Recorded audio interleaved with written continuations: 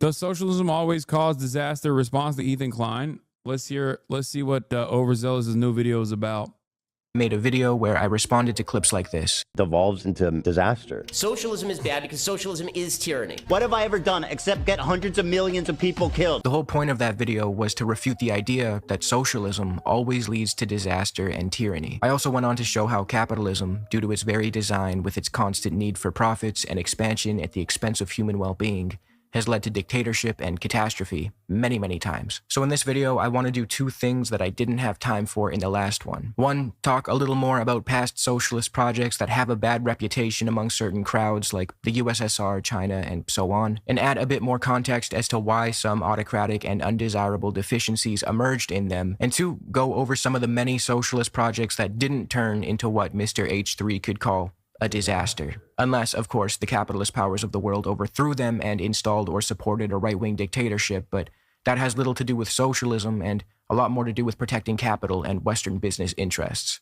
So let's do that now. When you hear the term socialism, I doubt you immediately think of the definition, social ownership of the means of production, and what exactly that even means. Your mind probably just instinctively jumps to countries like Cuba, the USSR, China, and so forth. Now, the debate, even amongst leftists, on whether or not some of these countries constitute socialism rages on. We won't entertain that right now, but what we can say for certain is that all of these countries prior to their revolutions were much worse off. In Cuba, the US-backed right-wing dictatorship of Fulgencio Batista prioritized American business interests as his regime was responsible for wicked human rights abuses in the form of mass murders and torture. Tsarist Russia was a semi-feudal backwater filled with misery and destitution, and same goes for China. I'll let Dr. Parenti give you a glimpse into the state of China prior to the rise of the Communist Party. When the communists liberated Shanghai from the US-sponsored Kuomintang reactionary government in 1949, the communists found that about 20% of the population in Shanghai, 1.2 million people, were drug addicts.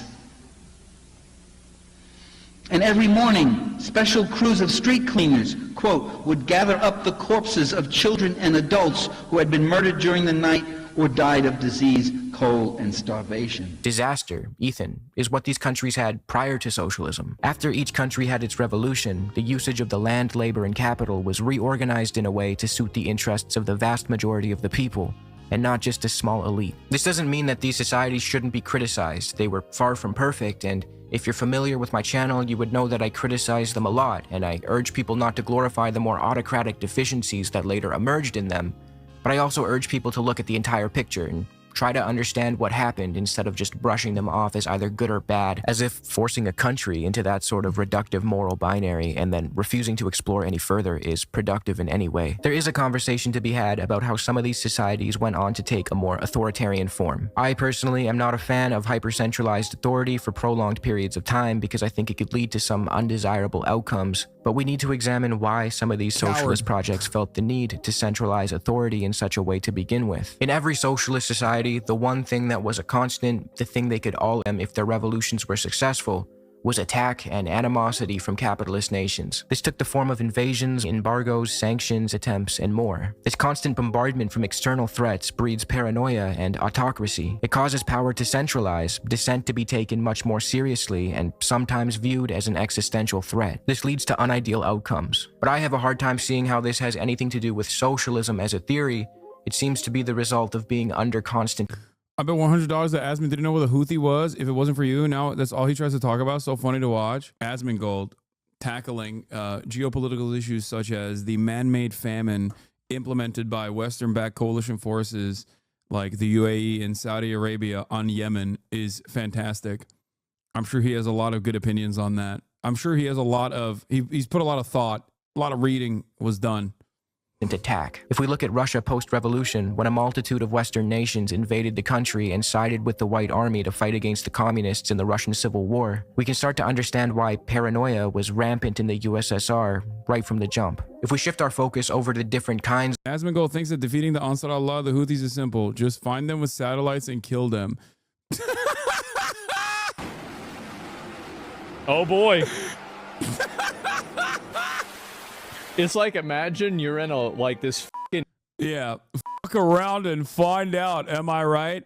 It's like if he knew a thing or two about Operation Prosperity Guardian, he would have recognized that the NATO Andes did this exact same posturing before, and it yielded not so great results.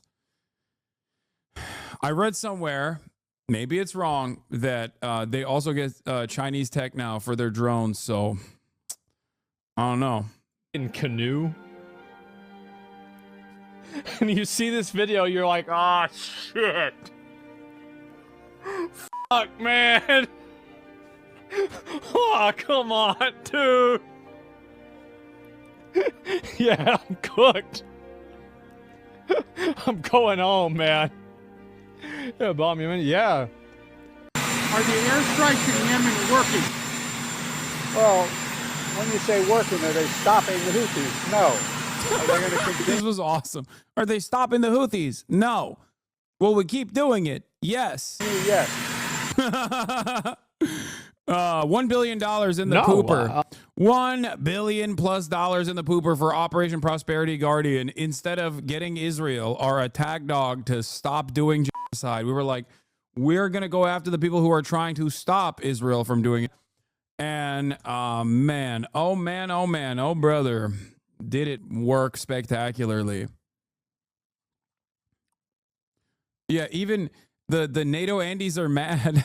NATO Andes are mad that the American government is so inefficient in its wasteful expenditures to defend Israel. Like, which is true. I mean, this is literally true. Only if you have to realize, I think, that it's because America's consistent. They consistently want to be on the wrong side. That's why the Ukrainian stuff was living on borrowed time, where they were like, no, dude, you don't understand. We like being on the wrong side. Even if we have the wrong purposes for being on the Ukraine side, it's just like, you don't understand. We want evil to succeed, okay? We want evil to win. We misunderstood. We accidentally thought that, we accidentally thought that Russia was on the right side, so we backed you guys, but it turns out they were on the wrong side, so we're backing them now. Fantastic. Yeah, the New York Times article is what I'm talking about. Houthi drones could become stealthier and fly farther because of hydrogen fuel cell components that have been smuggled in from China, is what they're saying, will provide Houthi fighters a technological leap ahead. Does it piss you off at all that someone like Asmongold, who is not well read and lacks any critical thinking skills, can become so prominent and influential with such low quality commentary? No. It's not Asmongold's fault. He's taking advantage of the market. It totally makes sense. Okay. I get it. I understand it. What is frustrating about this process is that there is a market for it. That is what kills me a little bit. That's it. But also, Asmongold's not the first, nor will he be the last guy that does this shit, to be fair. History is riddled with people like this that milk dumbasses with the lowest common denominator takes, like, yeah, we're really going to own these Houthis. Yeah. Which America could, you know. It is an incredibly costly endeavor, however, you know. And at what cost? The question is, what cost? If there are two ways out of every conflict, which is escalation or de-escalation, your goal probably should be to manage it in the least violent ways possible. That's what a superpower is supposed to do, which is to go back to Israel and be like, dude, you got to cut it out. What are you doing? What do you mean you're not going to send in humanitarian aid to Gaza? Like, there's supposed to be a quote-unquote ceasefire right now. You're in the bag up. Because the Houthis had stopped their blockade on the Red Sea and their pot shots against like ships that try to penetrate the blockade that they had implemented. They stopped it. They very openly stopped it. And then a couple days prior, they said, we're going to restart it now that Israel claims that now that Israel has stopped humanitarian aid from going into Gaza, we're going to try and punish Israel to the best of our ability again. U.S. is Yemen because that's easier to do than to get Israel to abide by the terms of the ceasefire they already agreed to. That is precisely the dynamic here. I hope everybody understands. Yeah. No, you don't get it, dude. We just got to keep one of the world's poorest nations that just withstood by our guys in the region, okay? just a couple more bombs. Dude, a couple more lanes in this highway structure is going to work out. Just one more lane, please. Please give me one more lane. Please, please, please. One more bomb. One more time. I swear the Houthis are going to stop. They're going to fucking stop. We just got one more fucking bomb, dude. Come on. Come on. Who's with me? It's just like Americans. There's no solution. Honestly, I think it's pretty easy to look at it. You figure out the people that are involved with the people that are involved with these terrorist groups. You identify them. You figure out where they live. You can do this through satellite imaging. You can do it with other types of intelligence. And you work with the government there. And if they don't want to work with you, bro, the DOD has to hire this guy. This is such good commentary. Well, boys. The problem was so simple. Why didn't the American government think of that, dude? That's crazy. Here I thought, you know, it's not complicated. People make it unnecessarily complicated. You just got to use the satellites to find where they're at and kill them, which is very different than the Biden administration and also very different than the Trump administration. It's just a totally different way to approach this situation. Then you just do it anyway, and you kill them. That's it. capture Stalingrad immediately. Yeah, it reads like that one tweet. Yeah, if it were me, I would be doing things very differently, dude. Yeah. I don't think it's that complicated. Right? I mean, like, what? How is that complicated? To answer the question on everyone's minds, no, Asmongold does not have a doctorate in foreign affairs. He's just that fucking good. Yeah. Oh, dude, this is awesome. It's like a child. I'm fucking posting that. To answer the question on everybody's minds. Hold on. I'm stealing that. I'm tweeting that out, chatter. No one will. This is too much of an inside baseball, but it's our joke now. It's our joke now, comrade. Your joke has been reappropriated to the original. Yes, obviously everyone in this community knows exactly what this is. This is Andrew Bates, who, a part of the Biden administration, said, to answer the question on everyone's minds, no, Joe Biden does not have a doctorate in foreign affairs. He's just that fucking good. Yeah. Our toothbrush, comrade. No, this famous tweet is now deleted. This shows the most brain dead people, and I don't mean it because I disagree with their politics, but I think they have no understanding of the world. I remember watching them react to tariffs, and Chess supported it, then Trump removed them, and they also supported it. That's awesome. How Hitler could have won. Don't terror bomb Britain. Focus on RAF facilities. Demand Mussolini not be a R word with the Balkans.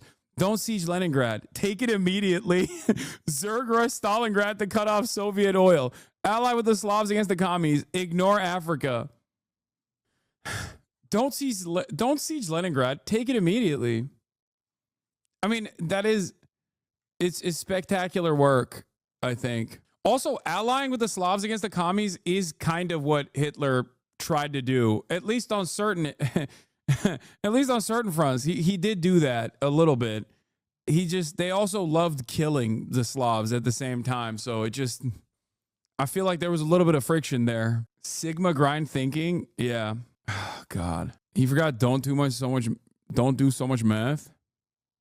Yeah. Anyway, let's get back to this. Parties rose to power through peaceful and electoral means while maintaining a free and open press as well as encouraging opposing political parties. Asmongold's knowledge comes naturally to him. Truly impressive. Hasan's the stupid one, spending years to learn about these topics when he could have just played WoW. Also, spent years to learn about these topics, to learn about it in a gay way, in a way that obviously is fucking so dumb. When the situation is not complicated, the American government should be using satellites, dude. Famously, the way that they currently operate, they don't use that. For some reason, they just...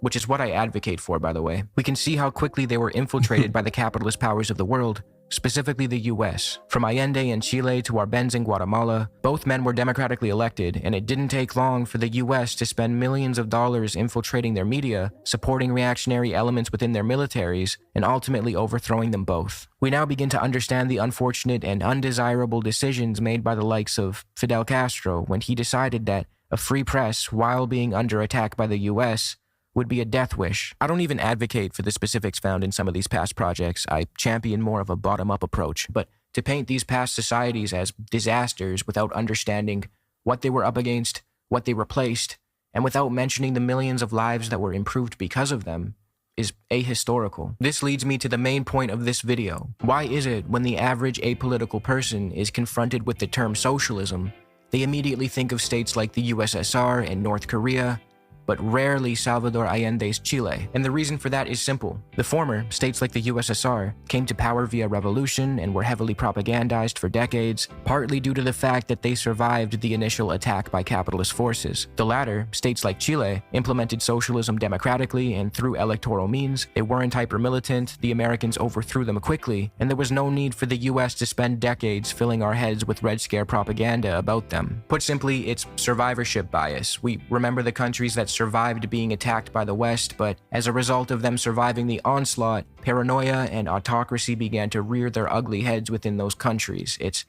a bit of a self-fulfilling prophecy. So with that out of the way, and to show Ethan the range and variety of past socialist experiments, for the remainder of this video, we will quickly look at some socialist projects that improved the quality of life for the vast majority of people and did not turn into what he could consider a disaster. So let's do that.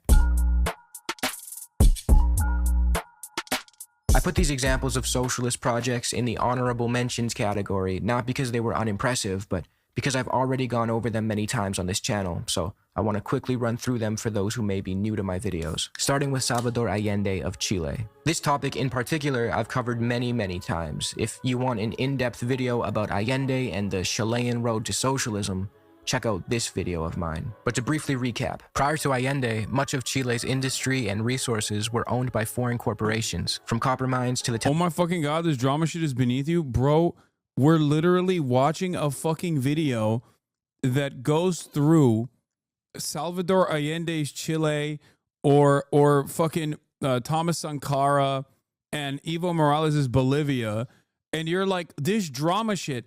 Dog, how do you not understand that drama is the fucking drama is the sweetener on top of this? The video itself has basically nothing to do with fucking Ethan. He's just using Ethan's name as a way to explain to people with clickbait historical socialist attempts that were thwarted by American intervention and Western intervention. That's the entire point of this. It has nothing to do with fucking drama. Virtually every video I watch on stuff like this, whether it be Bad Empanada or Overzealots, is directly doing that. Telecommunications industry, American businesses soaked up plenty of Chilean wealth while many Chileans lived in poverty. This was... Bro will be like, American intervention during the Cold War was just drama. Can we not talk about this? Still is a common arrangement in many areas in the developed... Salvador Allende, he was a big drama guy, loved the drama.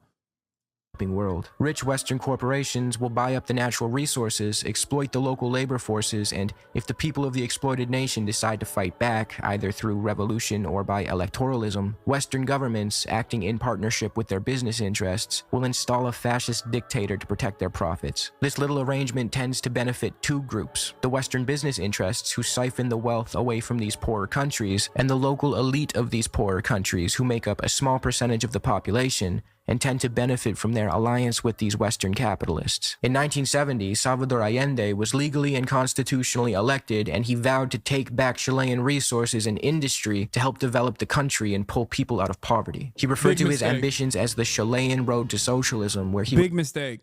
Can't do that. Not allowed. Would bring about those ends by respecting the democratic and constitutional integrity of Chile. This immediately pissed off the Americans, who had spent years trying to convince people that socialism and democracy were mutually exclusive. By the end of Allende's first year, he had nationalized over 150 enterprises and loosened the Americans' grip over his country. He had an impressive first year and a half. You see, silly socialists, this is why socialism never works, okay?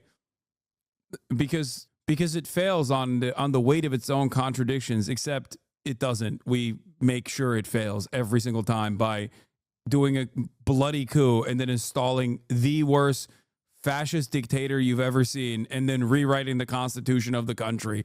You know, that's why.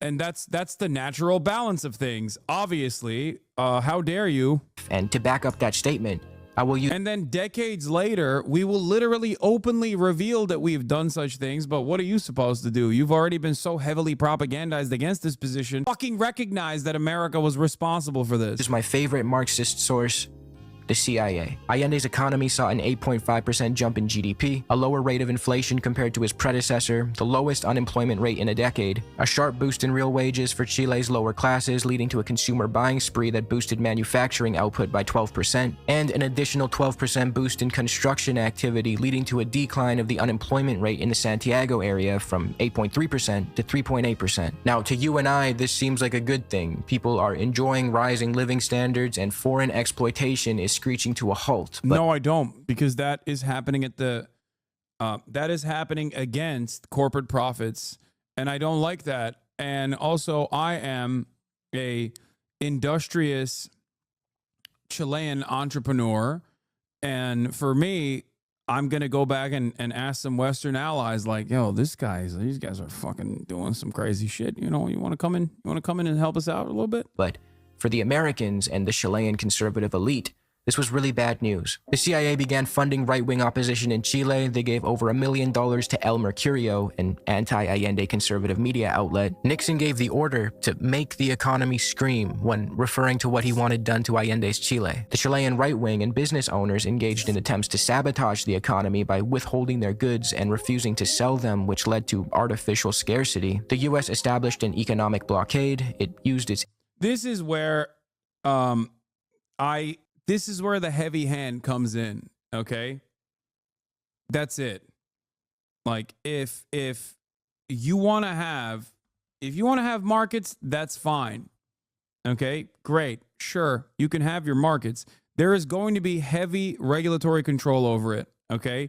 The moment that you hit the artificial scarcity button, the moment where you limit supply when demand is still rising, I'm coming in and I'm saying, okay, well, it's really sad, but we're going to have to basically take over your company, at least for the interim period.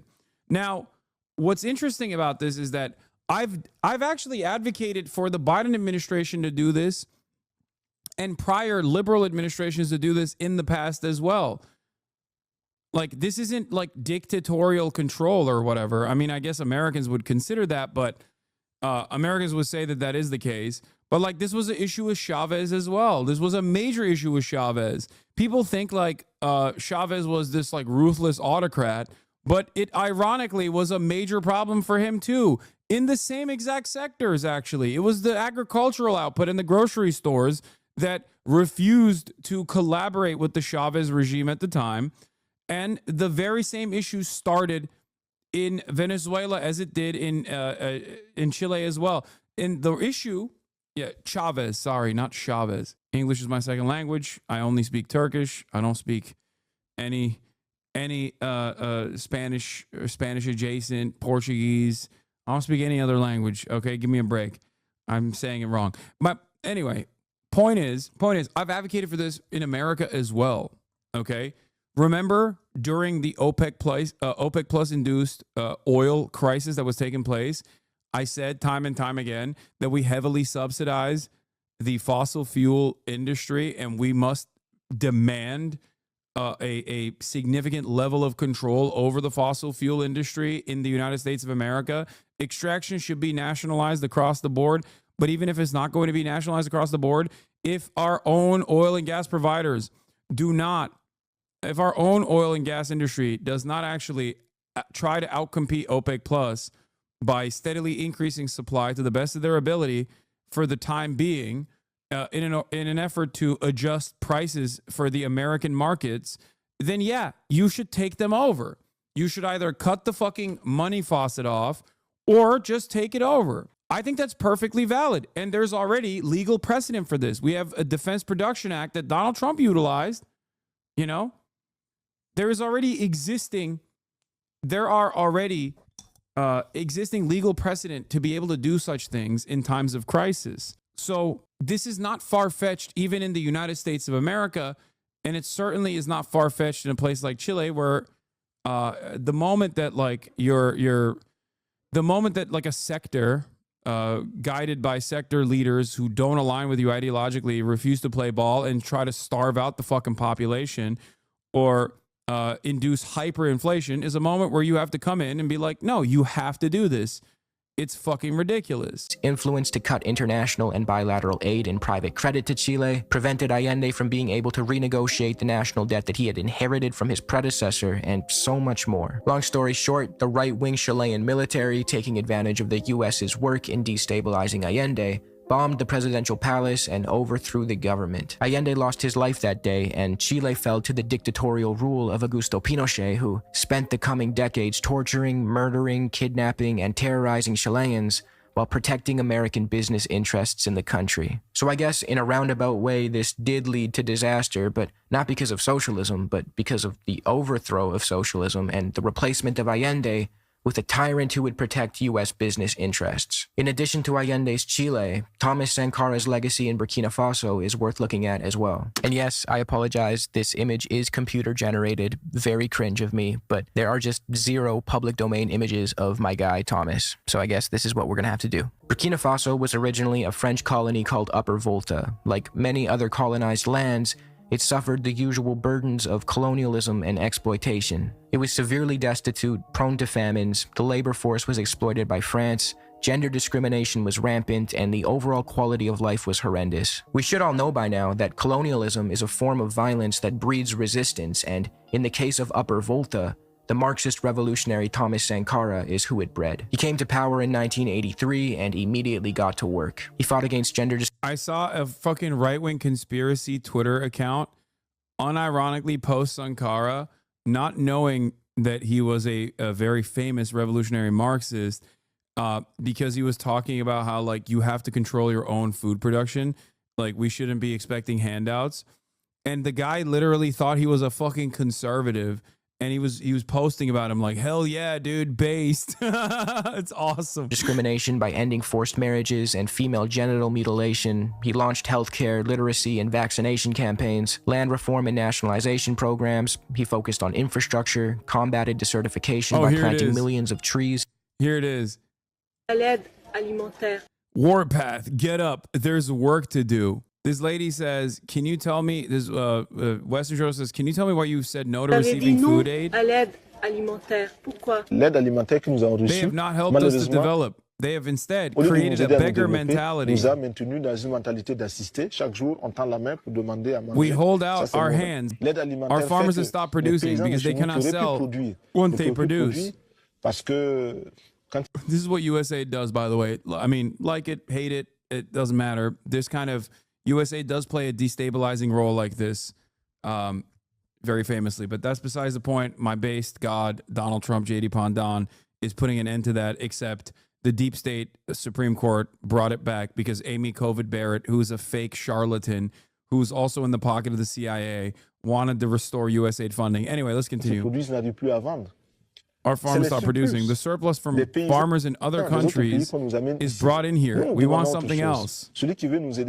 Those who really want to help us can give us plows, tractors, fertilizer, insecticide, watering cans, drills, dams. That's how we would define food aid.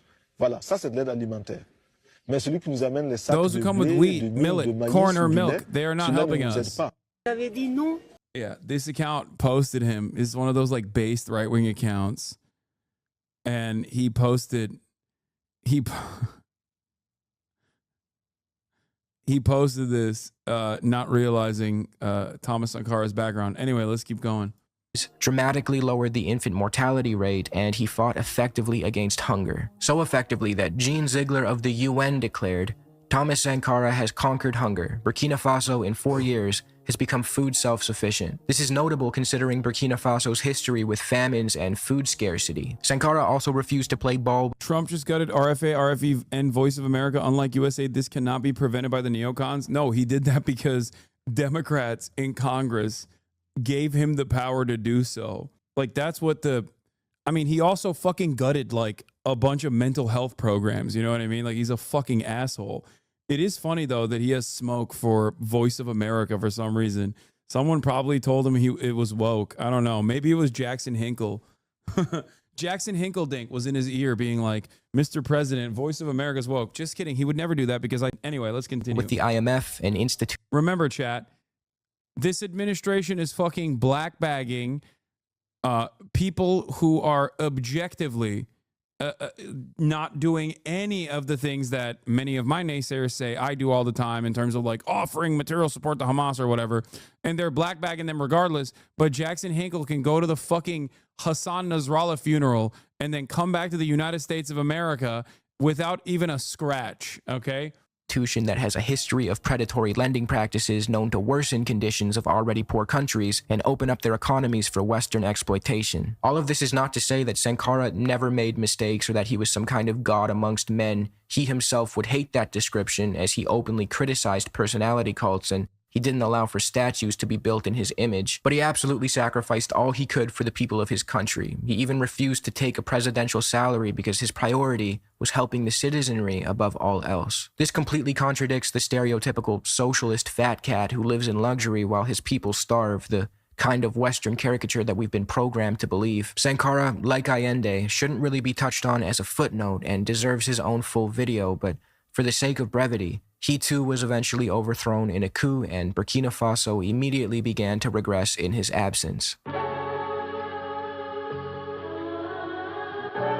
Bolivia, like other Latin American countries, still feels the burdens of colonialism, even to this day. The way the land and resources are divided up in many of these countries largely continues colonial landholding practices where a small group of white elites, descendants of European colonizers, hold the majority of the land while indigenous populations live in poverty. In addition to land and resources being controlled by a small ruling elite, they are also bought up and hoarded by foreign corporations, further exacerbating inequality. These conditions gave rise to many leftist Latin American movements that aimed to reclaim their land and resources from foreign influence, kick out the Western imperialists, and use their country's natural wealth to serve the vast majority of their populations, not just a small ruling class. In addition to all this, in the 80s and 90s, Bolivia was subjected to neoliberal policies as a result of them taking on World Bank and IMF loans. I've touched on this phenomenon earlier in this video, but the IMF, World Bank, and other international financial institutions push developing countries to take out predatory loans. The goal is to entrap these countries in debt. Once they're in debt, the IMF or the World Bank forces them to abide by specific loan conditionalities and adopt policies that serve to enrich Western capitalist interests at the expense of the poor, indebted nation. I have a whole video on this topic if you want to learn more.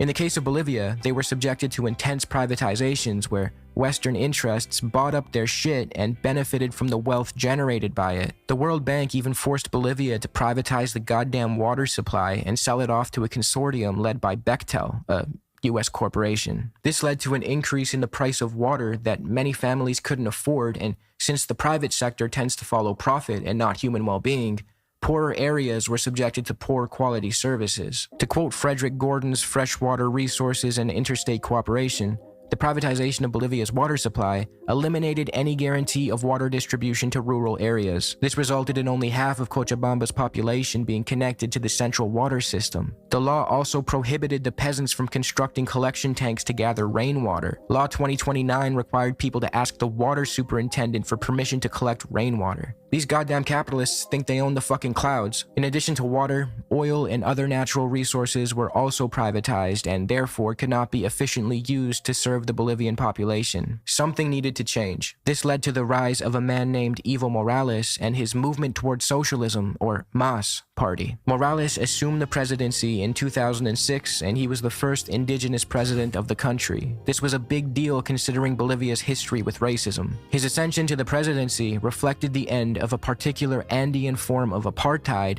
that had marginalized the majority indigenous population since the Spanish conquest, as author Benjamin Cole put it. Morales quickly got to work writing a new Bolivian constitution that served everyone, not just the ruling class. In compliance with socialist principles of participatory democracy, he called on the indigenous population to help draft the constitution. As Arnold August said, people writing their own constitution and ratifying it in a popular referendum is one of the hallmarks of a democracy. Prior to Morales' presidency, foreign corporations had significant control over Bolivia's oil and gas, extracting hefty profits while the country didn't get to benefit from its own natural wealth. Morales changed this. He brought the hydrocarbon sector under state control and renegotiated contracts with the foreign companies, forcing them into positions where they had to strike a deal that would serve the Bolivian people or get kicked out of the country completely. This allowed for Morales to use Bolivian oil revenues to fund social programs, development, and improve the lives of the many, all while remaining firm in his critique of neoliberalism and towards socialism. He redistributed about 130 million acres of land from state or private ownership to indigenous families,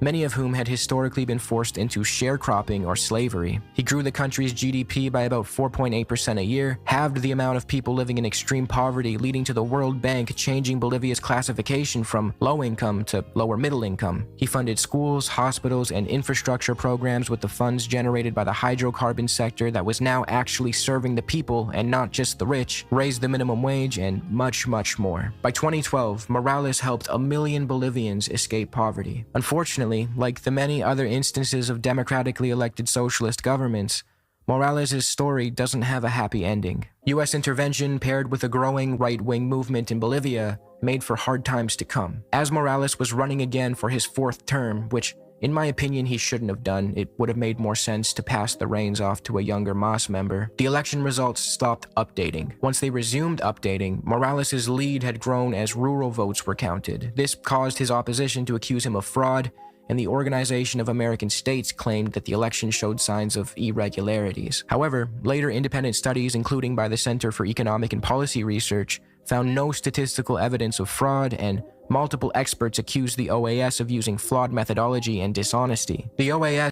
This is literally the reason. OAS interference, unironically, is the reason why the last time Maduro pulled off some interesting inconsistencies in his election, even though the Carter Carter Foundation found no irregularities, as far as I understand, in their reporting, and they're pretty consistent. Like, they have been consistent at tracking Venezuelan elections. The other countries, the other Latin American countries, actually were very critical of the last round of the Venezuelan elections. And then the OAS came in, and the American government came in, and they started chirping at Maduro. And every single Latin American country, from fucking Lula all the way to AMLO, were like, never mind. No, you're good. You're good, big dog. Maduro, keep doing your thing. Straight up. Not realizing that, like, these other Latin American countries, socialist or not socialist, are autonomous. Like, they fucking understand. They understand when something is fucked up. Like when Maduro says he's going to go and invade Guyana because he just wants more. He realizes there might be oil in Guyana. He's like, oh, there's historically a reason for Venezuela to have ownership over Guyana. Like, when stuff like that happens, other Latin American countries are like, no, you can't do that. The fuck are you talking about? But every single time the American government decides to interfere in those affairs, every other Latin American country goes, never mind. Fuck it. YOLO mode. Okay? That is because they understandably recognize the OAS as a far greater evil than what any other fucking like autocrat could do in their own backyard. One must ask why they have this America bad mentality. Anyway, why doesn't Trump like Maduro? That's actually a really good question. I don't know. He likes every other authoritarian strongman, including those who are like homies with Maduro. So it's weird to me that he doesn't like Maduro. He has had the most amount of smoke for Venezuela from the start. Like, he has never not had it. Maybe he considers him to be weak, which in some respects he is. He really does hate, he hates Venezuela. He hates Venezuelans, and he fucking hates Maduro, which is interesting because maybe the Floridians, I don't know, but like a lot of the fucking Venezuelans that came to Florida came under Trump because of Trump's sanctions. So I don't know. Then went on to request that Morales redo the election, and he agreed, saying it was no problem. But before the election, conservative military forced him to step down and flee the country. Not exactly what happened. The area in the coast of Guyana was already disputed. When oil was found, Maduro just pressed more, even because Guyana made a highly prejudicial deal with Exxon for its exploitation. Yeah, you can't. Come on, dude. Come on. No, that's fucking bullshit. Look, I like Chavez. People will get mad at me for even saying that. Maduro cannot even hold a fucking candle, and has consistently used the popular momentum of Chavez to basically hold everything together. He has also been consistently under attack and undermined by Western powers, certainly in the same way that Chavez was as well.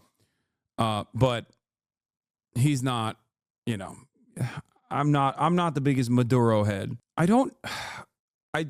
Maybe Trump doesn't like him because he thinks he's weak. I don't know. Maybe he sees him as like a Assad style person. Someone in the chat said like the Assad of Latin America. And he's just like, I hate him. He's not good. Make no mistake, this was a military coup. Maduro's not the problem. USA sanctions is. Yes, no shit. That is always the case. I mean, here, an objectively more authoritarian regime would be the Democratic People's Republic of Korea. What's the greater evil there?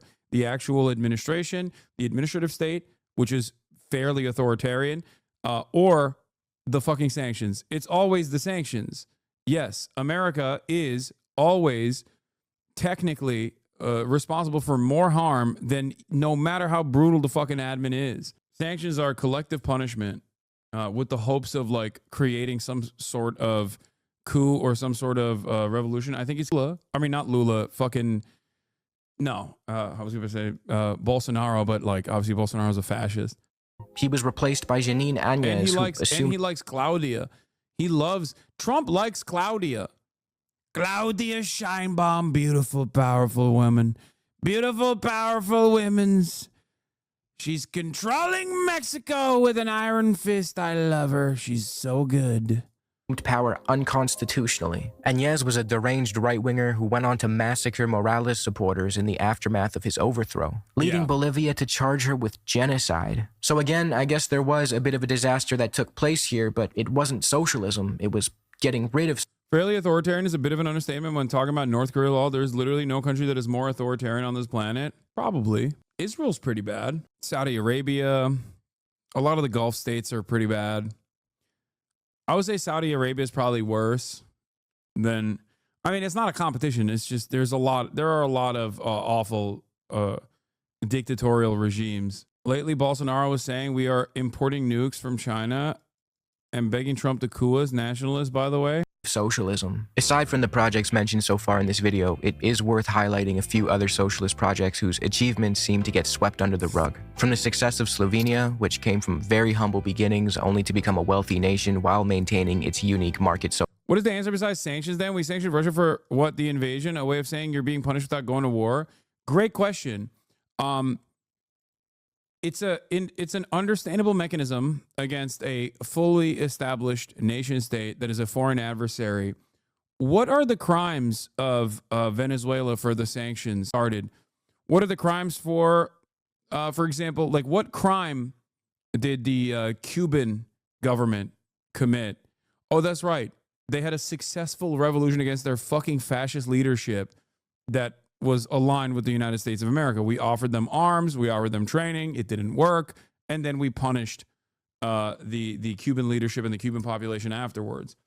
Like, I think sanctions across the board only fucking work against foreign allies. They don't work against foreign adversaries in general, especially because of, I mean, Jeff Stein did really good work on this at the Washington Post, and I've covered that extensively on here, but the American sanctions regime is so easy to conduct because it's done through the Treasury, and you don't need a lot of research or a lot of evidence to basically go and sanction a country or a sector in a country or even like one industry leader. And that is precisely why we've been hitting that sanction button so fucking hard that we've basically created a secondary market of global trade now, like a seriously robust network of trade around the globe because we fucking sanctioned everyone. It's an interesting phenomena, and it's partially the reason why, like, for example, with Russia, it didn't really work. I mean, it made things more costly, certainly, but it wasn't enough of an economic shock, especially for a foreign adversary, that they were still clearly able to overcome those problems and continue pummeling Ukraine. Sanctions on a country like Israel, on the other hand, would be unimaginably effective, like incredibly effective.